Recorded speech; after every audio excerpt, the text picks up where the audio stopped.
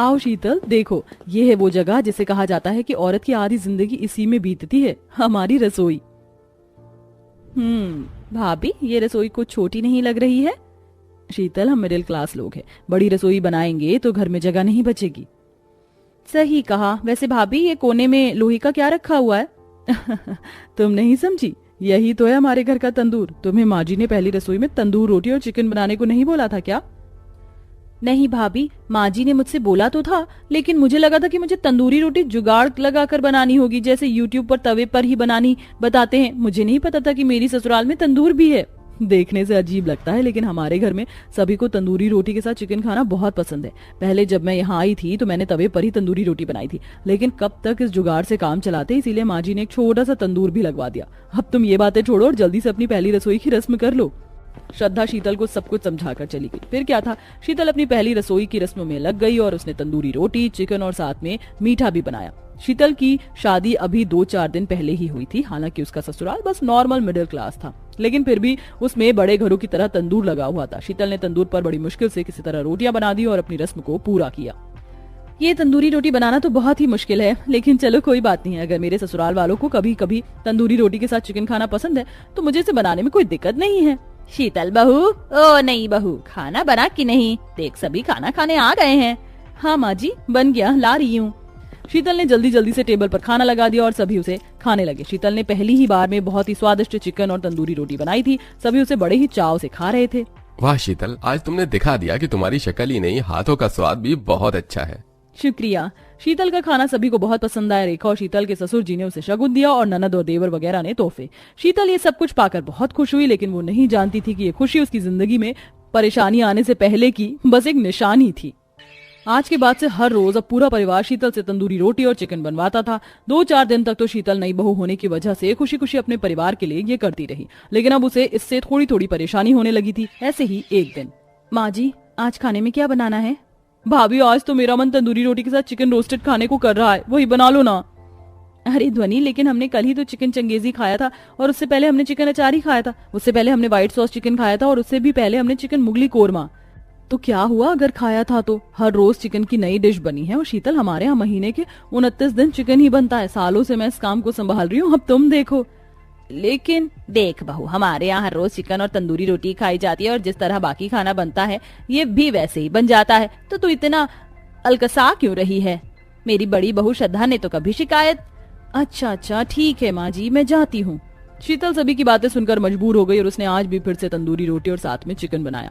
ऐसे ही सिलसिला जारी था और अब लगभग 1 महीना बीतने वाला था। इस 1 महीने का एक भी दिन ऐसा नहीं था जिसमें शीतल को चिकन और साथ में तंदूरी रोटी ना बनानी पड़ी हो। आज भी शीतल चिकन और तंदूरी रोटी ही रसोई में बना रही थी। ये अच्छा मजाक चल रहा है मेरे साथ, रोज रोज मुझे तंदूर पर काम करने को भेज देते। अरे मैंने क्या मायके में होटल या ढाबे संभाले हैं जो ये मुझसे ये सब करवाते हैं? लेकिन मैं क्या कर सकती हूँ, नई बहू हूँ, किसी काम को ज्यादा मना भी नहीं कर सकती। मेरी तो किस्मत फूट गई है। इन सभी को नई बहू के हाथों के स्वाद का चस्का लग रहा है। अरे कभी बहू से भी पूछ लो कि उसे रोज रोज एक जैसा काम करना कैसा लगता है। अगर मेरा बस चले ना तो मैं इस पूरे के पूरे खाने को बिगाड़ दूं। ऐसा बोलकर शीतल कुछ देर को शांत हो गई और उसने अपनी ही बात को दोहराया। 1 मिनट, अभी मैंने क्या बोला?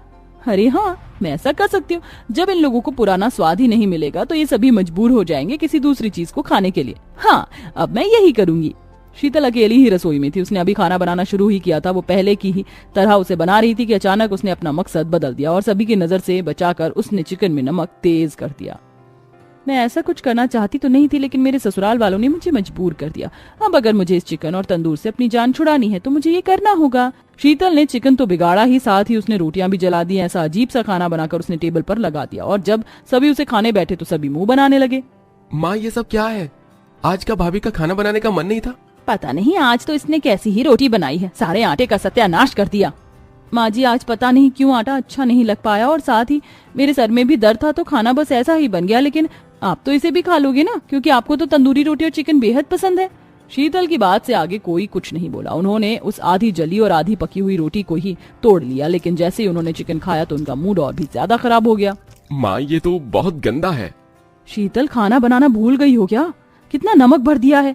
शीतल किसी की बात पर कुछ नहीं बोली। उस दिन सभी ने जी मारकर आधे आधे पेट ही खाना खाया, लेकिन ये शीतल की भूल नहीं थी, ये तो उसने जानबूझकर किया था। अगले दिन भी उसे चिकन और तंदूरी रोटी बनाने का ही ऑर्डर दिया गया, जिसको भी उसने ऐसे ही बिगाड़ा। अब शीतल हर रोज खाना ऐसे ही बिगाड़ रही थी, हर रोज उसे डांट पड़ती थी और ऐसे ही लगभग एक हफ्ता बीत चुका था। आज भी शीतल ने अजीब ही स्वाद का खाना बनाया था।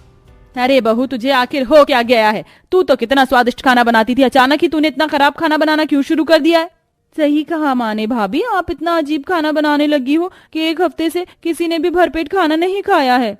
मैं जानती हूँ माँ, ध्वनि और बाकी सब भी सुन लीजिए। ये खाना अच्छा इसलिए नहीं बन रहा है क्योंकि मेरा ये सब बनाने का मन नहीं करता, और मैं कुछ और इसलिए नहीं बनाती हूँ क्योंकि आपको तो चाहे जो हो जाए चिकन ही खाना होता है।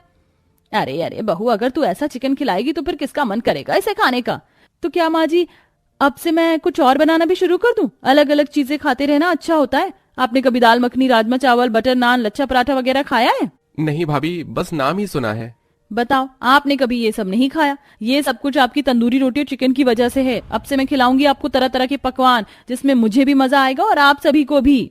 शीतल की बात पर सभी राजी हो गए क्योंकि ये सब उसके बिगाड़े हुए चिकन को खाने से लाख गुना अच्छा था। उसी दिन शाम को उसने सभी के लिए हाथ से ही सादी रोटी और साथ में शाही पनीर बनाया। सभी को वो भी बेहद पसंद आया। ये तो बहुत स्वादिष्ट है शीतल। सोचा नहीं था कि सब्जियां इतनी स्वादिष्ट भी लग सकती हैं।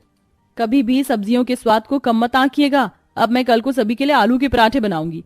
सभी को आज की डिश इतनी अच्छी लगी थी कि वो चिकन को भूल गए। फिर अगले दिन शीतल ने बहुत ही स्वादिष्ट पराठे बनाए, जिसको भी सभी ने बड़े चाव से खाया। अब शीतल हफ्ते में एक बार तंदूरी रोटी और चिकन बनाती थी और बाकी दिन वो ऐसे ही सभी को अलग अलग चीजें बनाकर खिलाती थी। और अब शीतल ने अपनी समझदारी से अपने सर पर से रोज रोज चिकन और तंदूरी रोटी बनाने का बोझ उतार दिया था, वो भी किसी को बिना ऐसा महसूस करवाए। और अब शीतल के घर में भी नॉर्मल लोगों की तरह ही खाना बनाया और खाया जाता था। दे किचन से आवाज चिकन कुकड़ू कुकू, मेरी भूख का इलाज चिकन कुकड़ू कू। दोस्तों, ये तो था थोड़ी मस्ती भरा गाना। अब आप बताएं कि आपको भी शीतल के परिवार की तरह इतना ही चिकन के साथ तंदूरी रोटी खाना पसंद है? कमेंट करके हमें जरूर बताएं।